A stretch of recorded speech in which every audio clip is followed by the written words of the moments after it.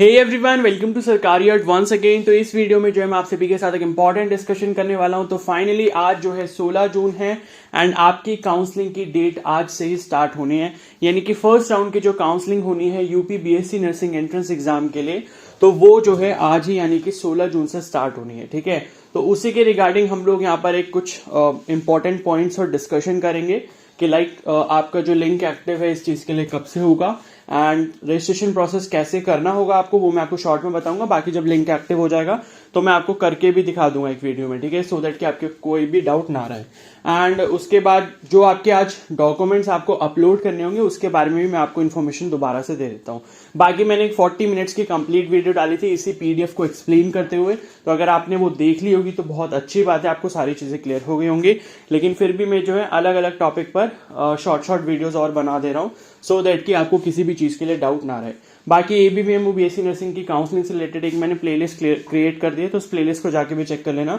उसमें आपको आपके लिए सारी काउंसलिंग से रिलेटेड वीडियोस मिल जाएंगे। ठीक है, तो यहाँ पर जो मैं इंपॉर्टेंट चीजें डिस्कस करूंगा प्लीज इसको पूरा एंड तक देखना। आज फर्स्ट राउंड की काउंसलिंग के लिए रजिस्ट्रेशन स्टार्ट होने वाला है। तो पहले बात कर लेते हैं कि लिंक जो है कब तक एक्टिव होगा। तो देखो, पिछले साल की बात करें या फिर उससे पिछले साल की बात करें तो दोपहर के टाइम में या फिर शाम के टाइम में लगभग 3-4 बजे के आसपास जो है लिंक एक्टिव हो जाता है। तो उसके लिए पैनिक नहीं होना, क्योंकि पता नहीं आप लोग ऐसा क्यों सोचते हो कि भाई अभी अगर लिंक एक्टिव नहीं हुआ और अभी अगर हमने रजिस्ट्रेशन नहीं करा तो कल तो होगा ही नहीं। ठीक है, तो ऐसा कुछ नहीं है, चिल करो आराम से, रात को या कल रजिस्ट्रेशन करना आराम से। ठीक है, तो वैसे भी लास्ट डेट जो है वो 21 जून है, 21 जून 2023। तो पूरे 5 दिन का टाइम है, शाम को हो, दोपहर में हो, रात को लिंक एक्टिव हो, कोई मतलब नहीं, कल आराम से रजिस्ट्रेशन करना। ठीक है, तो मोस्ट प्रोबेबली दोपहर में लगभग 2 बजे के आसपास या शाम को 4 बजे के आसपास जो है वो लिंक एक्टिव हो जाएगा। एंड काउंसलिंग जो है वो इस बार एबीवीएमयू ही कंडक्ट करवा रहा है। तो एबीवीएमयू की जो ऑफिशियल वेबसाइट है जो है abvmuup.edu.in, उसी पे जाके आपको रजिस्ट्रेशन करना होगा। तो मैं जो जो इंपॉर्टेंट पॉइंट्स बता रहा हूँ प्लीज उसको ध्यान में रखना ताकि आपसे काउंसलिंग में कोई भी गलती ना हो। और अभी तक जो है मैंने कॉलेज की प्रायोरिटी लिस्ट अभी वीडियो अपलोड नहीं करी है उस चीज पर कि आपको जो अपनी चॉइस फिलिंग करनी है वो किस ऑर्डर में करनी है। ठीक है, अभी कुछ यूट्यूबर्स होंगे वो आपको ये बोलेंगे कि आपके 110 मार्क्स हैं, 115 मार्क्स हैं, तो आप इस कॉलेज को ऊपर रखो। ऐसी गलती प्लीज मत करना, क्योंकि ऐसी गलती पिछले साल काफी सारे लोगों ने करी थी एंड उनको अच्छा जो कॉलेज मिलना था वो भी उनके हाथ से चला गया था। ठीक है, अपना जो विजन है वो एकदम सिंपल एंड क्लियर रखो कि हमें जो प्रायोरिटी लिस्ट बनानी है वो बेस्ट टू वर्स्ट कॉलेज बनानी है। यानी कि टॉप में वो कॉलेजेस आएंगे जो बिल्कुल बहुत अच्छे हैं, ठीक है, यानी कि जो यूपी के बेस्ट कॉलेजेस हैं, और लास्ट में वो कॉलेज आएंगे जो यूपी के बिल्कुल अच्छे कॉलेजेस नहीं है या फिर उनकी रैंकिंग अच्छी नहीं है। ठीक है, तो बेस्ट टू वर्स्ट यानी कि सबसे अच्छे से सबसे बुरे की रैंकिंग आपको इस तरीके से अरेंज करनी है अपनी प्रायोरिटी लिस्ट में। इस चीज को प्लीज ध्यान रखना, किसी के कहने पे ये मत जाना कि आपके 115 नंबर है, 110 नंबर है तो इस कॉलेज को ऊपर रख लो, जीएसवीएम को ऊपर रख लो, ऐसा मत करना। आपके 98 मार्क्स ही क्यों ना हो, आपके 78 मार्क्स ही क्यों ना हो, अगर आप काउंसलिंग में पार्टिसिपेट कर रहे हो तो केजीएमयू या एसजीपीजीआई आपकी टॉप रैंकिंग फर्स्ट या सेकंड नंबर पे होना चाहिए। ठीक है, इस चीज को प्लीज ध्यान रखना। ठीक है, अब बात करते हैं दूसरी इंपॉर्टेंट चीज की, जो कि है कि रजिस्ट्रेशन आपको कैसे करना होगा एंड कौन कौन से डॉक्यूमेंट्स लगेंगे। तो ये लिखे हैं जनरल इंस्ट्रक्शंस। तो abvmuup.edu.in इसी वेबसाइट पे लिंक एक्टिव होगा। एंड क्या है कि सीनेट 2023 की जो आपकी रजिस्ट्रेशन आईडी है और आपका जो डेट ऑफ बर्थ है ये आपको एंटर करके लॉग इन करना होगा, और लॉग इन करने के बाद जो है आपके पास वहां पर काउंसलिंग रजिस्ट्रेशन के लिए ऑप्शन आएगा। ठीक है, और फिर क्या है, आपकी जो भी डिटेल्स है वहां पर आपको दिख जाएंगी जो आपने एप्लीकेशन फॉर्म के टाइम पे फिल करी थी। और उसके बाद क्या है, आपको सबसे पहले फीस पे करनी होगी, कितनी, 5500 रुपीज। 500 उसमें नॉन रिफंडेबल रजिस्ट्रेशन फीस होगी, 5000 रुपीज सिक्योरिटी फीस होगी। ठीक है, और उसके बाद दूसरी चीज ये है कि मतलब जैसे आप सिक्योरिटी फीस पे करोगे तो प्लीज एक बहुत इंपॉर्टेंट चीज ये है कि आप जब फीस पे करो तो क्रेडिट या डेबिट कार्ड का ही इस्तेमाल करना, यूपीआई से पेमेंट प्लीज मत करना। ठीक है, क्योंकि यूपीआई से पेमेंट के फेलियर के चांसेस बहुत ज्यादा होते हैं एंड मैं ये प्रीवियस वीडियोस में काफी बार बता चुका हूं, मैं बार बार इसलिए बोल रहा हूं ताकि आपके पैसे वेस्ट ना हो जाए। क्योंकि एक चीज आप ये समझ लो कि आपकी यूपीआई से अगर पेमेंट होती है और वो वहां पर अगर सक्सेसफुल नहीं हुई तो उस केस में आप कुछ नहीं कर पाओगे। अगर आप जैसे 2-3 दिन का वेट कर रहे हो, अपडेट हो गई तो बहुत अच्छी बात है, एंड लास्ट डेट तक यानी कि 21 जून तक अगर वो अपडेट नहीं हुई तो आपके पास कोई ऑप्शन नहीं बचेगा दोबारा पेमेंट करने का सही तरीके से, ठीक है।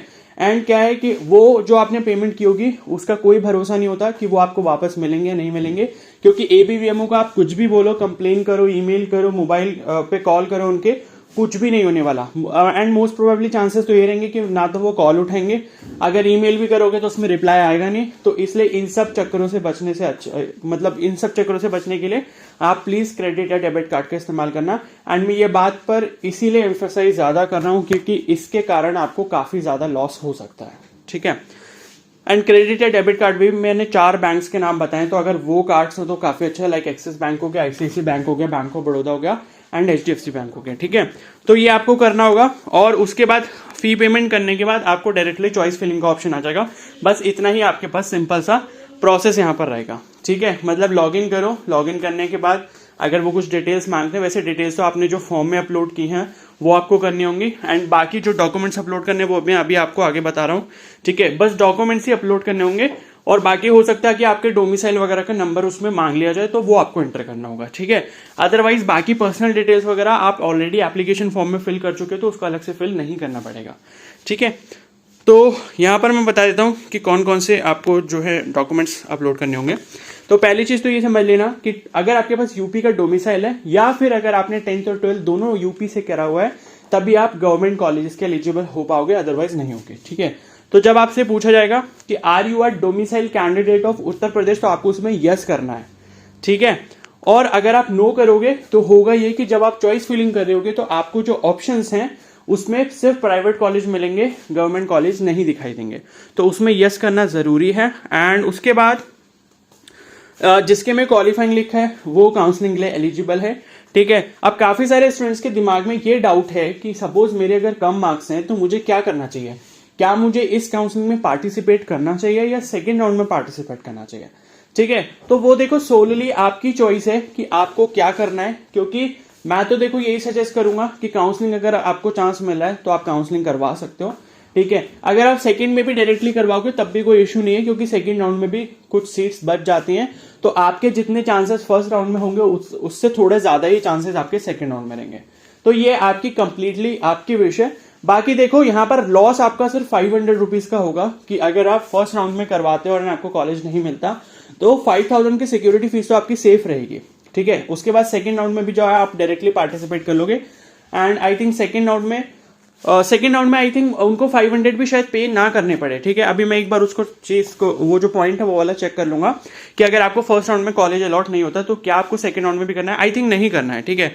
तो 500 का लॉस भी नहीं है।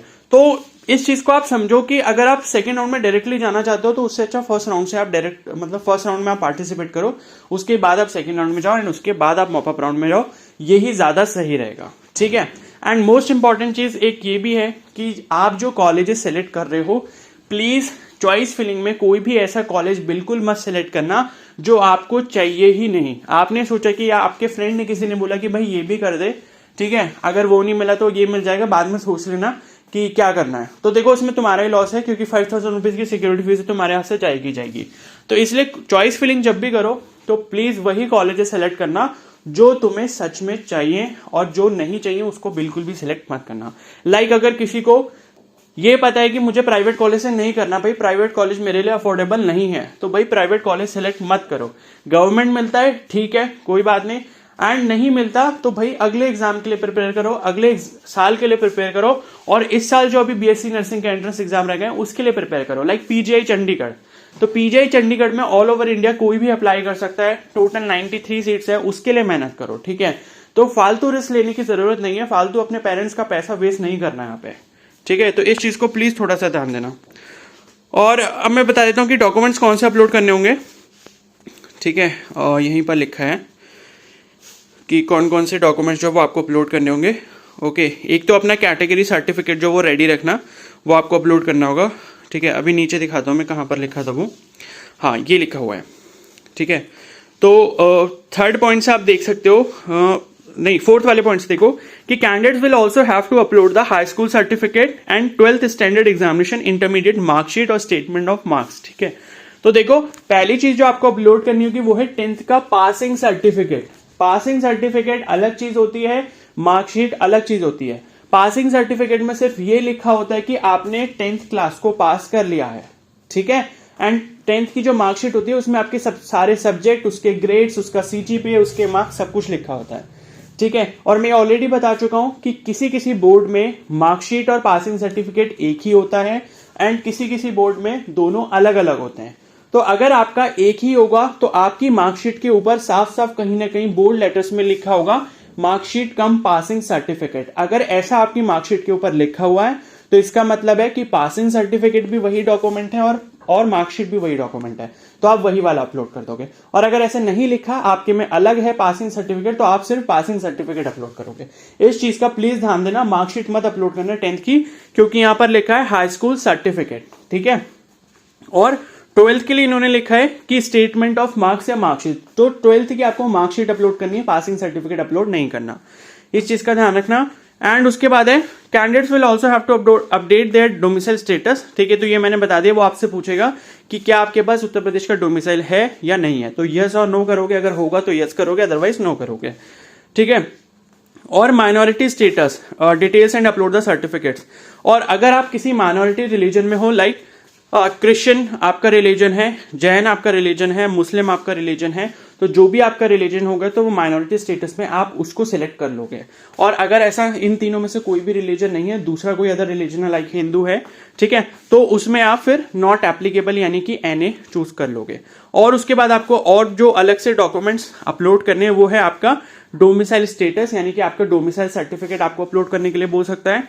एंड माइनॉरिटी स्टेटस हो सकता है कि माइनॉरिटी वाला भी आपको जो क्या बोलते हैं सर्टिफिकेट है वो आपको अपलोड करना पड़े।